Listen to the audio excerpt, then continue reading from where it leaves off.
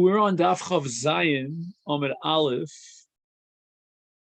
and we're up to Gufa, which is about 7 lines down from the top. Let's just count it. 1, 2, 3, 4, 5, 6, 7, 8 lines down from the top. So now the Gemara is going to go back to analyze the words and the opinion of Shmuel. Now let's go over the case of Shmuel.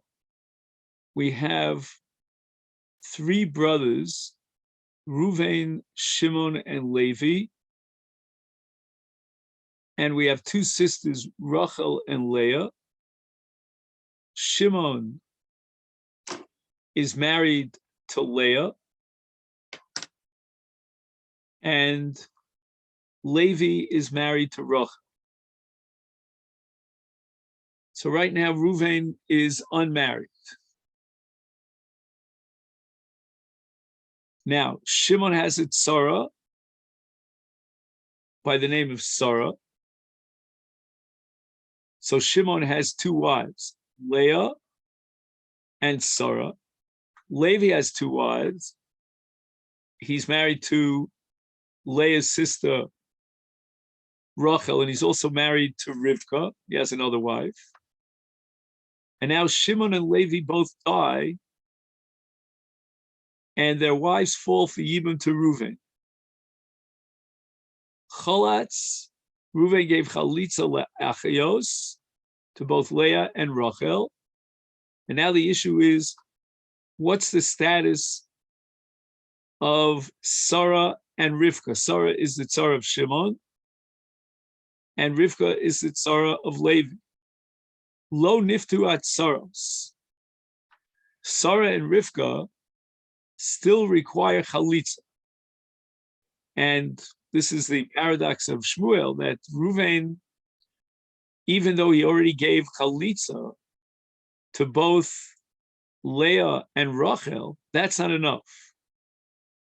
He needs to give additional chalitzos to both tsaros. That means Sarah and Rivka. So that the chalitza to Rachel and Leah is not sufficient to be matir the tsaros of Sarah and Rivka.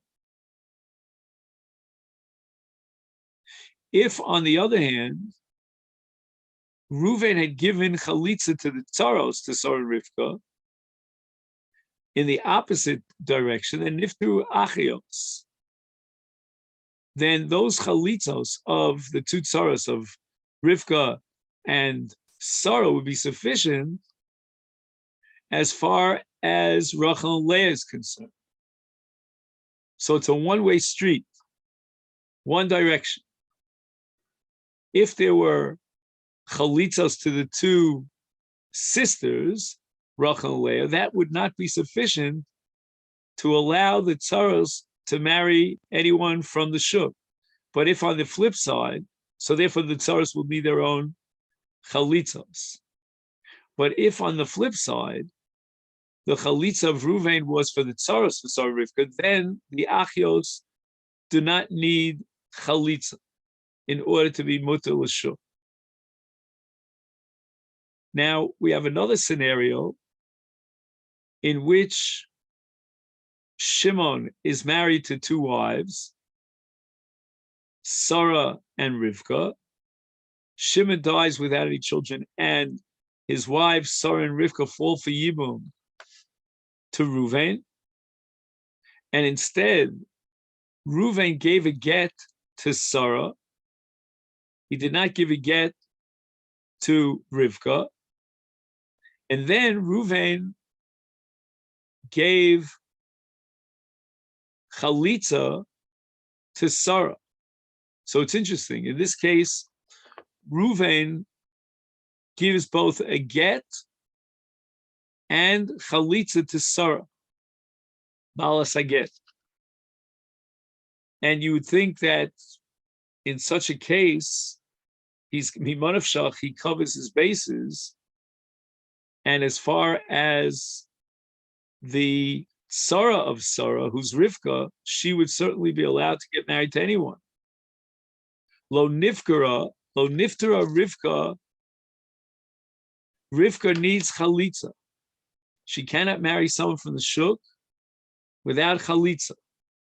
Why? Because at the moment that Reuven, at stage number 1, gave a get to Sarah, at that point the Zika was weakened, and she can no longer fall for Yibum on a Drabbana level. So therefore, her chalitza could not pater the Zika to Rivka Hatzara.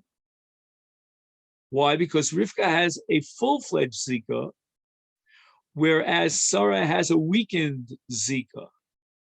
And what weakened that Zika was the get that Reuven gave her initially, which generated an Easter Yibum on a Drabbana level. Now, if Reuven gives chalitza to Rivka, who's the tsar of Sarah, then nifter balas I get b'chalitza shel Rivka. Why? Because in the flip side, in the other direction, the Zika was a complete Zika.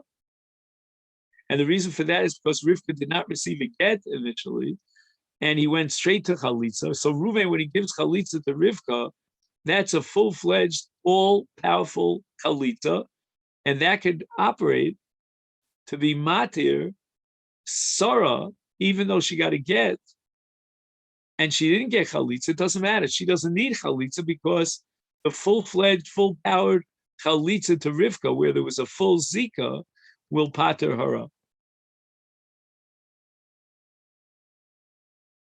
Now, the same din applies if Shimon's 2 wives fall for Yibum to Reuven, and Reuven does a maimar with Sarah, which is on a Drabbana level like Kiddushin, and as a result of that Kiddushin, any other Yevamos become excluded from Yibum. Now Reuven gives chalitza Sarah, and that chalitza follows the maimar that Reuven did to Sarah. Once again, that chalitza is a weakened chalitza because already after maimar, there was already a kind of a quasi-relationship on a Drabbana level. Therefore, cholatz lebalas ha'maimar, when Reuven gives chalitza to Sarah after he had given a maimar, lo niftara Sarah, Rivka, the other wife of Shimon, needs her own chalitza, because the chalitza of Sarah, the balas ha'maimar, could not be effective to remove the Zika to Rivka, because even after Reuven gave chalitza to Sarah, Sarah cannot get married until she gets a get. And the reason for that is because of the maimar that preceded the chalitza. So what happens is the chalitza to Sarah is an incomplete chalitza. And the proof is in the pudding, because even after Sarah receives this chalitza, she still needs a get. And therefore that incomplete chalitza to Sarah cannot pater up Rivka the Sarah. She needs her own personal chalitza to remove a full-fledged Zika. However, in the opposite case, if Reuven gave chalitza up front to Rivka, who is the tzara of Sarah, then niftara balas ha'maimar, then Sarah doesn't need any chalitza, because the chalitza of Rivka, Hat Sarah, is a full-fledged chalitza. There was no maimar to Sarah, there was only a maimar to Rivka. So this is all a quote of Shmuel. Now Don just joined us, so Don, I can't go over everything we did, but as we go along, I'm going to try to, to ease you into it. But I have to warn you that we're sort of in the middle of a sugya. So bear with me, if you have the, the tenacity. So the Gemara now is going to try to clarify the rulings of Shmuel in the case where one chalitza to one of the sisters is not going to be effective for the other sister or for the other tsaros. And the Gemara is going to analyze this. So we're now on Daf Chaf Zayin, and we're up to Maishna, which is approximately, I would say, 15 lines down from the top. And it's more or less parallel to the third Tosus on the page, maybe one line above that. And you'll see the words Maishna at the end of the line. The Gemara asks the following question: Maishna li achios delo nifteru tsaros. Why is it that if he gave chalitza to the sisters that fell for Yibum, the tsaros will require nevertheless their own personal chalitza? The chalitza to one sister is not going to pater up her tzara, and the chalitza likewise to the other sister is not going to pater up the tzara. Each one of the tzaros require their own chalitza. And the reason for that is the havilo achos isha bezika. There's a different girsa. It should say havi la. That's the bach. Havi la achos isha bezika. What does this mean? Achos isha bezika. We have two sisters, Rachel and Leah. Now, both of them, when they fall for Yibum, generate an Iser of Yibum, meaning when two sisters fall for Yibum, there is no Yibum. Why not? That's called Achos Zikukasa. It's kind of like marrying two sisters. You can't marry two sisters. And in effect, when a woman falls for Yibum, again, if you hold Yesh Zika, then it's as if there's a quasi-marriage already at the moment that the brother died, even before the Yibum. That's called Zika. We've discussed this on many occasions. And now when you have two sisters falling for Yibum, it's kind of like if he would marry one of them, he's marrying his wife's sister, which he can't do. He's not allowed to marry his wife's sister.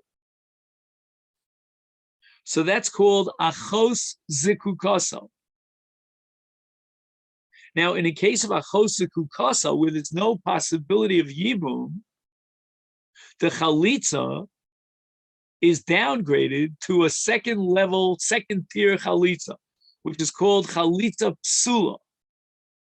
So we're introducing a lot of new terminology. And a chalitza psula never packers up the tzara. The tzara needs her own chalitza, because that's called a chalitza me'ula. Me'ula is the opposite of psula. And the difference is the following. Chalitza psula is the term and the classification in a case where there's no possibility of yibum. Chalitza me'ula means that there was a possibility of yibum, and the Yavam chose instead, he preferred chalitza. That's the chalitza me'ula. So the Gemara asks the following kasha. If this logic is correct, then cholatz litzaros, in the reverse case, when we change the direction, and instead of giving chalitza to the sisters, he gave chalitza to the tzaros, we call them Sarah and Rivka, we gave them names. Nami lo liftu achios, the sisters, Rachel and Leah, should require their own chalitzas. Because the chalitzos of the tzaros are also to be classified, this is the new Chiddush of the Gemara, as chalitza psula. Why? We have a halach of tzaras erva. That's the first mission in the Masechta. And now we have a similar situation of a tzaras erva, because each one of these tzaros is a tzara to an achos isha situation, right? Because both sisters are called achos isha by virtue of the zika. And therefore, what we're perplexed about is how does Shmuel allow and recognize the chalitzos to the tzaros as full-fledged chalitzos that could now generate a ptur on the tzaros. To the same extent, on the achios, to the same extent that if he gave chalitzos to the achios, where there's an erva called achos ishto, that's a chalitza psula because yibum is blocked, and that chalitza could not operate to be matir the tzaros. So too in the reverse situation where he gave chalitza to the tzaros, that should not be a valid chalitza effective enough to be matir the achios, because once again it's a chalitza psula by virtue of the psul of tzaras achos zikukasa. So Gemara answers, Kasavar Shmuel ein zika. Shmuel holds that the achios are not asuros b'yibum. There's no iser v'achos kukasa because ein zika. Shmuel denies zika, and therefore the tzaros are also mutaros l'syabim, and their chalitza are chalitza kshera, a chalitza ma'ula, and therefore they can patter up the achios. Again, the Gemara very soon is going to ask the obvious question: if you're holding ein zika, and it should go in the other direction too, the chalitza to the achios should be considered chalitzas kcheros. Why do the tzaros require their own chalitza? But let's hold off on that concept. So Gemara says, are you telling me that Shmuel holds like the man the Omer ein zika? Va'amar Shmuel back on Daf Yud Ches goes on record as saying yesh zika. What was the case back on Daf Yud Ches? That was a case of a shomeres yavam shemesa, and the yavam is not allowed to marry her mother. Right? What happens in a case where a woman falls for yibum, and never before the yibum was consummated, she died? Can he, the yavam, marry her mother? You're not allowed to marry a mother and a daughter. But he was never married to the daughter because he never implemented yibum. But if you hold yesh zika, and yesh zika means the moment that she falls for yibum, there's already a quasi-marriage relationship, he would be enjoined from marrying her mother after she dies. Because the Isra of Isha, the Ima, applies even after the death of the daughter. And Shmuel says, back on Daf Yud Ches, that he's not allowed to marry her mother. Obviously, he's holding yesh zika. And now you're telling me that Shmuel recognizes the possibility of yibum, in this case of achos skukaso, because of ein zika. So the Gemara answers, L'divrei ha'omer ein zika ka'omar. When Shmuel himself holds yesh zika, and that we saw back on Daf Yud Ches, that even after the shomeres yavam dies, he's not allowed to marry her mother. But here, when Shmuel says that choletz l'tzaros is nifteru ha'achios, that's according to the Mandiyamar who says ein zika, because according to that Mandiyamar, the chalitza to the tzaros is a full-fledged, bona fide, genuine lechatchila chalitza, and therefore nifteru ha'achios. But he himself, Shmuel, holds yesh zika, and therefore the chalitza, the tzaros, would not be effective for the achios. They would need their own chalitza. So now the Gemara comes back to ask the kasha that we implied before. Ihachi, if Shmuel holds that l'divrei ha'omer ein zika, and therefore the chalitza to the tsaros is effective for the achios, is then cholatz li achios amaylo niftu at tsaros. Why doesn't it go in the other direction? If he chose to first give chalitza to the achios, and now is saying that he could be miyabim any of the two sisters, it's his choice because there's no erev of achos ishto because ein zika. So amaylo niftu at tsaros. Why shouldn't the chalitza to the achios be effective for the tsaros? It's a full-fledged chalitza kshera.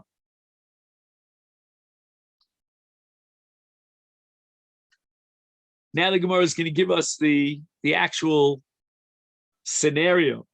Let's say, for example, you have three brothers, Reuven, Shimon, and Levi, and you have two sisters, Rachel and Leah. So Shimon marries Leah, Levi, right? And before we get to Levi, let's emphasize that Shimon has another wife by the name of Sarah. So Shimon is married to Leah and to Sarah. Levi marries Rachel, the sister of Leah, and he has another wife by the name of Rivka. Now Shimon and Levi die, and their wives, 4 all told in number, fall for Yibam in front of Reuven. So Reuven is very much in demand. Now Reuven gives chalitza to Leah, and that's a chalitza kshera, because we're holding now ein zika, and if ein zika, he can be miyabim her. She's not achos kukasa. Therefore, that chalitza patters up Sarah, the tzara of Shimon. However, let's change it around the other way. Let's say Reuven chose. Wait a second. Now, wait a second. We spoke about Leah. Now let's shift our discussion over to Rachel. Right now, Rachel, who is the Yevamot from Levi, she was the wife of Levi, she needs chalitza, as does the tzara of Rivka. So now that Reuven gave chalitza to Leah, now he gives chalitza to Rachel. Now that chalitza is a chalitza psula. In other words, he cannot be miyabim, and that's because of a different category, which is called achos chalutzaso. Okay. So the Gemara now asks the following question. Bishleim, I understand the case of Rivka. Rivka, we said, was the tzara of Rachel.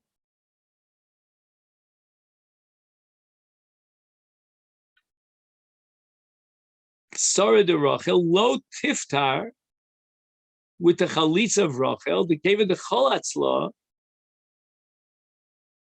Once Reuven gave chalitza to Leah, the sister of Rachel, then hadar cholatzla Rachel. So now Rachel becomes achos chalutzaso, right? He gave chalitza to Leah, and Rachel is the sister of Leah, and therefore she becomes achos chalutzaso. Is Mamela. Now let's analyze and categorize the status of the chalitza to Rachel. Havile chalitza to Rachel, chalitza psula. Why? Because there's no possibility of yibum, insofar as Rachel was achos chalutzasa. And therefore the chalitza to Rachel could not patter up the tzara Rivka. And Rivka requires a chalitza ma'ula. But Ella, what about the case of Sarah, who was the tzara of Leah? And we said that the chalitza to Leah was a chalitza kshera. Ti pater, she should now be free without any need for chalitza, as a result of the fact that Leah was muteres b'yibum, holding ein zika, and therefore the chalitza to Leah was a chalitza kshera. So that chalitza kshera should pater up Sarah, the tzara of Leah, may chalitza. So the Gemara answers, my lo niftu tsaros nami dekamar. What does Shmuel mean when he says that if he gave chalitza to the achios, the tsaros are still bound, they're not free, they require their own chalitza, dekamar Shmuel. Rivka tzara de Rachel, he wasn't referring to both tsaros, meaning Sarah the tzara of Leah, as of in addition to Rivka the tzara of Rachel, but rather he was only referring to Rivka the tzara of Rachel, because as we said before, the chalitza to Rachel was a chalitza psula because it was an Isur Yibum because of achos chalutzasa. However, as far as Sarah is concerned, the Sarah of Leah, she doesn't need another chalitza because the chalitza to Leah was a chalitza kshera. So the Gemara asks, what are you going to do with the plural word saros? Veha saros ka'amar, which seems to imply that to the same extent that Rivka needs her own, Rivka the tzara of Rachel needs her own chalitza, so too Sarah the tzara of Leah needs her own chalitza. Otherwise, why do you use the plural saros? So Gemara says no. In truth, Sarah the tzara of Leah does not need her own chalitza, and the chalitza to Leah was a perfectly good chalitza. It was a chalitza kshera, and therefore it patters up Sarah from Yibum. Only Rivka the tzara of Rachel needs her own chalitza because the chalitza to Rachel was a chalitza psula insofar as she was achos chalutzasa. What does the word saros mean in plural? That was our kasha.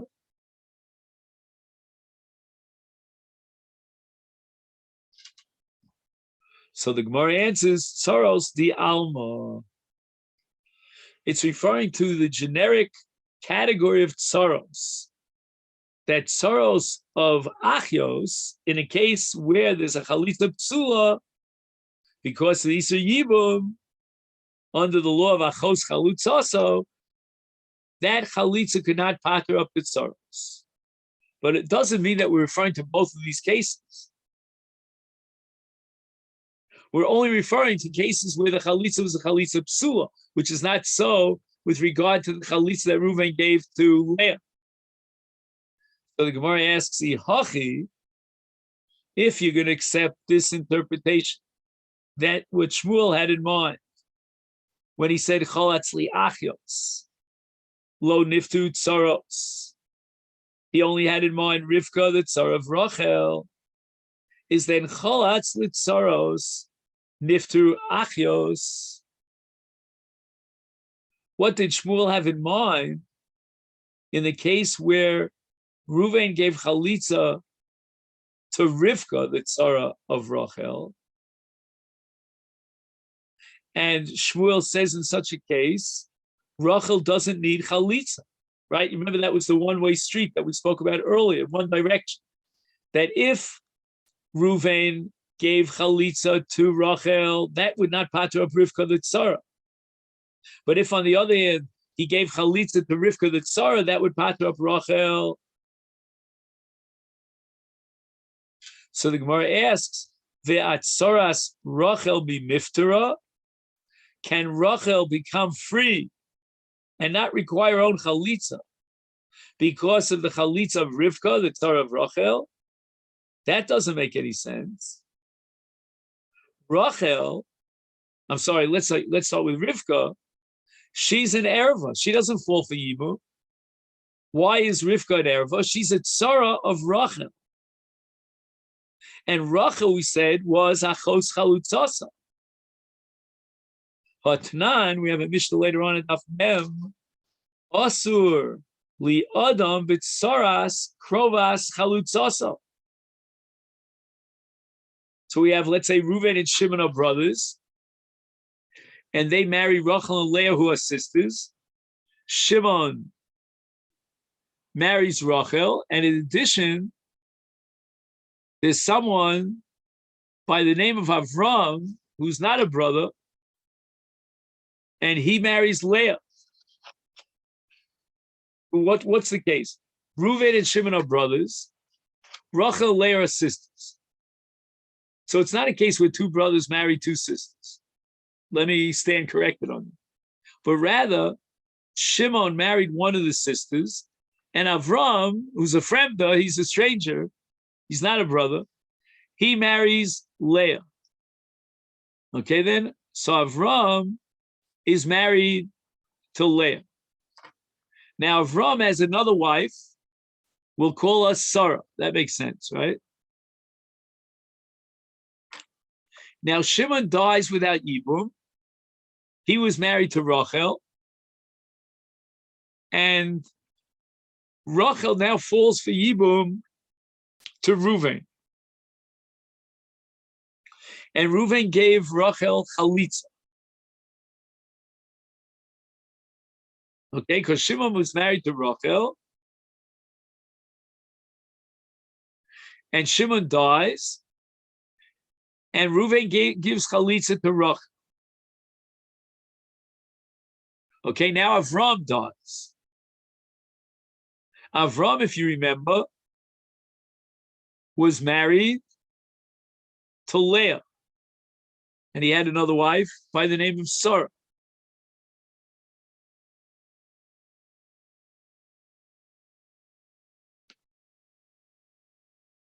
Okay, now Avram dies. And Reuven cannot marry Sarah, who's the Sarah of Leah. Why? Because since he gave chalitza to Rachel, who was the wife of Shimon, he now becomes asur on all the krovos of Rachel. Right? Because Rachel is chalutzaso, and that means, therefore, that Leah is achos chalutzaso. Now, Leah was married to Avram, who's not Reuven's brother. But nevertheless, the Chachamim are going to institute a gzera, because maybe there's room for mistake, and they're going to say that he gave chalitza to her sister, so that if he would marry the tzara, they're going to say tzaras chalutza muteres. Okay, so now let's swing this back to our case. After Reuven gave chalitza to Leah, Rivka becomes asura for Yibum. Rivka, if you remember, was the tzara of Rachel, and Rachel is the sister of the chalutza of Leah. And now the tzara of achos chalutzaso is asur b'yibum, and that's Rivka. So now that Rivka becomes asura for Yibum, her chalitza would be a chalitza psula, and it could not therefore have an impact to free Rachel through her chalitza. Rachel is going to need her own chalitza. So now the Gemara is asking a kasha on Shmuel. Shmuel said that if you gave chalitza to tzaros, then niftu achios, which means that the chalitza to Rivka patas up Rachel. How could that be? Rivka is asura al Reuven, and therefore the chalitza is a chalitza psula. How could it possibly be effective for Rachel, her tzara? Because again, the principle of Shmuel is that whenever you have a chalitza psula, it works for that woman, but not for the tzara. So now the Gemara answers that Shmuel never meant to say that if you give chalitza to the achios, the tsaros are pturos, right? Shmuel said that chalitza to the achios could not pater up the tsaros,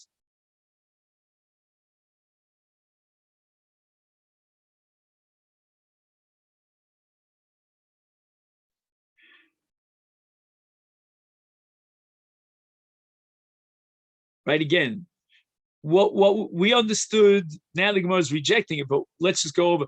We understood that according to Shmuel, the chalitza of the achios should pater up the tsaros, but the chalitza of the tsaros should not pater up the achios. So the Gemara is saying that to the same extent that when he gave chalitza to the achios, the din would be that lo niftu atzaros b'chalitzasan. So the flip side is equally true, that if he gave chalitza to the tzaros,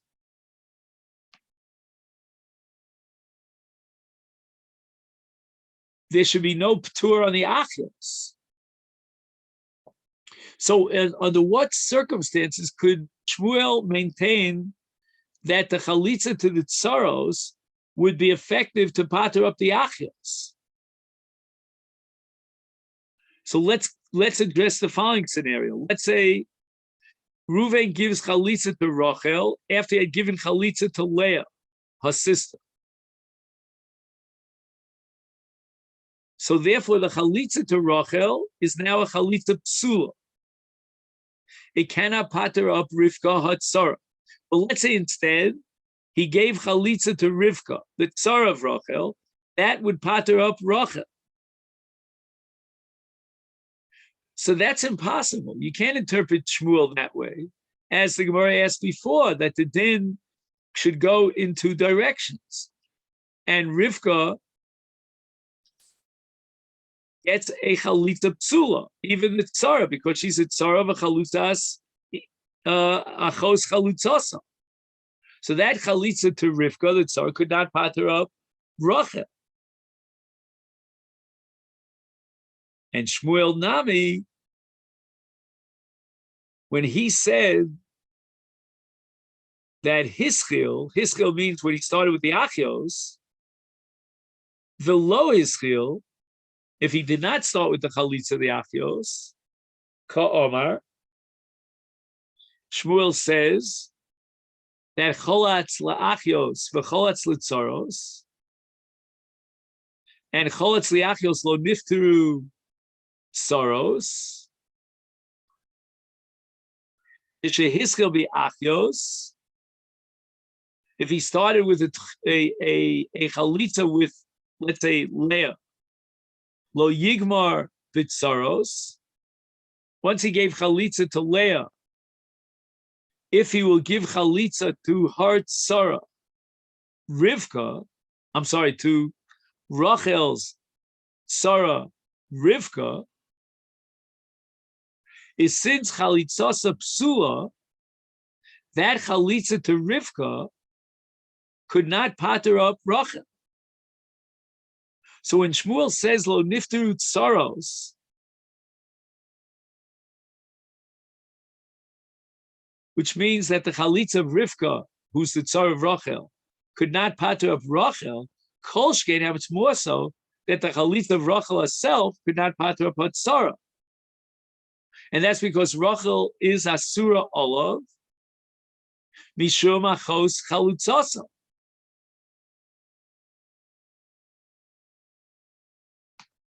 So the reason why the chalitza to Rivka, who's the tzar of Rachel, could not pater up Rachel is because it's a chalitza psula, because it's an Isur Yibur. As we learned in the Mishnah, this time, Osur adam b'tzaras krovas chalutzasa. That's the Mishnah that we quoted earlier, is it not? So therefore, if he starts a chalitza with Leah, then Rivka, who is the tzara of Rachel, is asura liyibum, because Rachel, who is the sister of Leah, is krovas chalutzasa. And the tzara of krovas chalutzasa is asura b'yibum, and therefore the chalitza to Rivka, the tzara of Rachel, is a chalitza psula.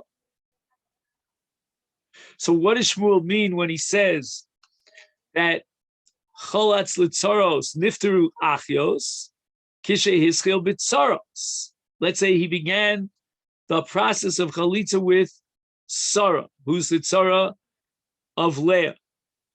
Is Yigmar af biachios?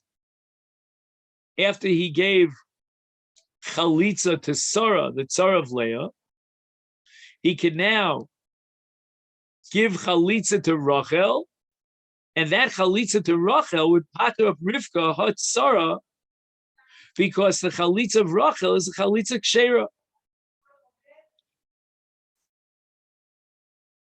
Now I'm not sure why is the chalitza to Rachel a chalitza? Oh, I'll tell you why. The reason why it's a chalitza kshera is because instead of Reuven giving chalitza to Leah, he chose to give chalitza to Sarah, the tzara of Leah. So the chalitza to Sarah, the tzara of Leah, does not in any way impinge or generate a prohibition, an isur, in joining Reuven from Yibum with Rachel, who's falling for Yibum from a different brother of his. So when Shmuel says that nifteru achios, it means that the chalitza of Rachel would pater up Rivka hatzara, and how much more so the chalitza of Rivka, the tzara of Rachel, would pater up Rachel, because the chalitza of Rachel is a chalitza kshera. She's muteres liyibum, even though she's krovas Leah, who is the tzara of Sarah. Ein neseres. It is nan mutali adam bikrovas saras chalutzaso. When Reuven gives chalitza to Sarah, who is the wife of Shimon, right? She's called the tzara of Leah. Then Reuven is allowed to be miyabem Rachel, her sister, because that's not included in the Gzeres Chachamim, because again, he gave chalitza to Sarah, the tzara of Leah, not to Leah directly.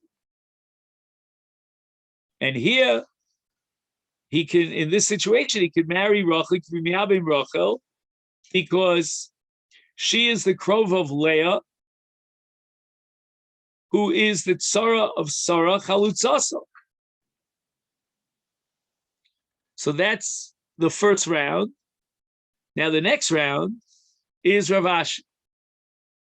Rav Ashi Omar li olam. Let's go back to our original understanding of Shmuel Kiddush. Shmuel Kipashta, that he gave chalitza to the two achios, and that's not enough to pater up the tzaros. Kishecholetz l'tzaros nifteru ha'achios. Why? Why is it one directional? So cholatz li'achios lo niftu tzaros. That means because Shmuel holds yesh zika. If it's yesh zika, then the achios are asuros b'yibum under the law, the category of achos kukasa. So each one of the two sisters got what's called a chalitza psula, and that does not have the power. It's not effective enough to pater up the tzaros. Why then, in the reverse situation, asks Rav Ashi, if he gave chalitza to the tzaros, why is that effective enough to pater up the achios? Mishum de lo alima zika l'shavye l'tzara ke'erva. Even though there is Zika, and Shmuel holds Yesh Zika, and therefore there's an Isra Achos Ziku Kaso, which means that both Rachel and Leah are Asuros B'Yimum, and therefore they're Chalitzos or Chalitzos Psulos that don't patter up the Tzaros. But nevertheless, that Zika is not strong enough to make the Tzara into an Erva, which we said before was Xeris Chachamim called Tzaras Achos Kukasa, which passes the Chalitza. But now we're saying, according to Shmuel, Rav Ashi interprets it, that there was no Xeris Chachamim on Tzaras Achos Kukaso, and therefore the Chalitza is a Chalitza Kshera. Yibum would be a possibility with the Tzaros, and therefore those Chalitzas patter up the Tzaros and the Achios. Anya Kavase the Rav Ashi, and now we have a price to support Rav Ashi. Cholatz li Achios lo niftu Tzaros. The implication is that Cholatz li Tzaros niftu Achios. That it's only one directional. My timer, why do you tell me that Choletz Litzaros Niftur Achios La Mishum Dekasavar Yesh Zika? The reason why the Achios are Asuras B'Yibum is because of Achos Kukaso, and therefore the Chalitza Psula cannot patter up the Achios. But Lo Alima Zika L'Shavuye Litzarik Erva.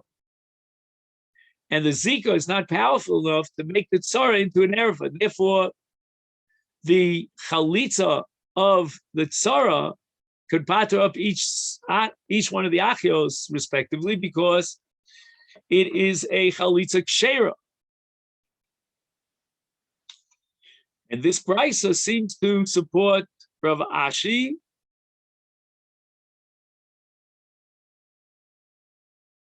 And that means that everything depends upon Hischil below Hischil, where he started the Chalitza. So the Gemara says that no, this Raya from the Brisa is not a foolproof support for Rav Ashi. And why not? Omar Rabbi Abba Bar Mamal Hamani, this Brisa, that the Chalitza of the Tzaros is called the Chalitza Kshera and it patters up the Achios, Beit Shammai, and they completely reject the whole concept of Tzaras Ereva. There is no such thing as an Isur Tzaras Ereva at all. Tisnan, and that's the mission we had on Daf Yud Gimel, Beit Shammai Matirim Tzaras Liachin. They don't hold from the whole institution, the whole category of Tzaras Ereva. Therefore, the Brisa holds that the Chalitza to the Tzaros is a Chalitza Kshera. They can fall for Yibum, they're mutter b'Yibum, and therefore that Chalitza patters up the Achios. So the Gemara asks, if you're telling me that the Tzara is Muteris Legamre, why did the Brisa say Chalatz? As if to imply that only Chalitza was an option. Yibum Minavi Disyamin. I mean, the Brisa should have told me a bigger chiddush, that Tzara falls for Yibum. And with her Yibum, she would patter up the Achios. Why do you tell me that there was Chalitza to the Tzara, that patters up the Achios? From the fact that Brisa says Chalatz, it doesn't say Muteris Lisyabim, it implies that this is not Beit Shammai. So the Gemara answers, Ki Rabbi Yochanan ben Nuri. The Brisa holds like Rabbi Yochanan ben Nuri to Yomar, who holds back on Daf Yudalinam in Beis, that in order to fulfill the view of Beit Shammai, who are matir tzaras erva b'yibum, and also at the same time to fulfill the opinion of Beis Hillel, that tzaras erva is asura b'yibum, and if we're going to implement Beit Shammai, then according to Beis Hillel, the vlad is a mamzer because it's a case of an erva v'achos of Eishes Achiv. And if, on the other hand, we're going to paskin like Beis Hillel, then the vlad is pogum according to Beit Shammai because he married her without chalitza, because of Beis Hillel shita that it's Tzaras Erva doesn't need chalitza, and that means there's an Isur Lav without Chalitza, according to Beit Shammai, of Yevamot Ashuk. And by violating the Isur Lav, there's going to be Chalolos L'Kahuna. So therefore, says Rabbi Yochanan ben Nuri, how can we be Yotzei both Shitas? Oh, Nisakin Lem Litzaros, Sheyu Choltzos V'lo Misyavos. Chalitza, in this option, in this scenario, will be an option that will cover all our bases. Because then the Tsaros could marry Lashuk, according to Beit Shammai, and according to Beis Hillel, whichever way you slice the cake. According to Beis Hillel, they don't need the Chalitza. The Chalitza is completely superfluous, but it doesn't hurt. And according to Beit Shammai, you need Chalitza because the Tsaros Erva falls for Yibum. If our Brisa reflects the Shita Rabbi Yochanan ben Nuri, that's why it says that Tsaros Choltos V'lo Misyavos. The Gemara objects for Omar Mar. We have a statement in the Gemara back on Daf Tesvav. Lo espiku ligmar as hadavar ad shenitrifa hashah. So they wanted to make this takana of Rabbi Yochanan ben Nuri as a reality, but they didn't get a chance to do so. And nitrifa hashah nitcha zman, they couldn't get a concession, or not a concession, a unanimous approval, and therefore they never actually instituted the takana of Rabbi Yochanan ben Nuri. It never came to fruition. Amar Rav Nachman bar Yitzchak Acharav. We're talking about the generation after Rabbi Yochanan ben Nuri, and then in that second later generation, Chazru v'Tiknu, they had a chance. There was ample time to institute this takana that the tzar should have Chalitza. This brisa reflects the Shita Beit Shammai that the tzaros are only cholzos, and that's in a later generation when they finally instituted the takana of Yochanan ben Nuri.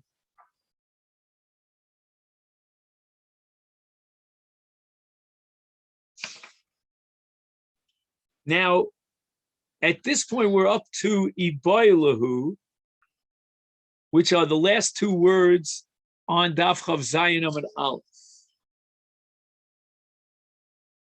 And we just studied a very, very heavy, complicated sugya in Masechet Yevamot. And that's the name of the game when it comes to Yevamot. The next sugya is a drop less complicated, also challenging, but my recommendation is that we wait until tomorrow. Let's not get frustrated. Let's not throw in the towel. Again, Yevamot is the kind of masechta that requires, over and over, getting used to the terminology and the concepts and the complex mechanisms. I'll just spend 2 minutes to introduce the next sugya. And we're talking about a case of two tsaros, each one of which, for a different reason, is going to have a chalitza psula. And the Gemara is going to try to analyze, is there a possibility that the chalitza could be classified as a chalitza ma'ula, and that would pater up the tzara as well. So that's what we're going to start. We ended tomorrow, Iboilahu. And now we have a shir in a few minutes. In about 15 minutes, we'll have a shir as an introduction to Kodshim.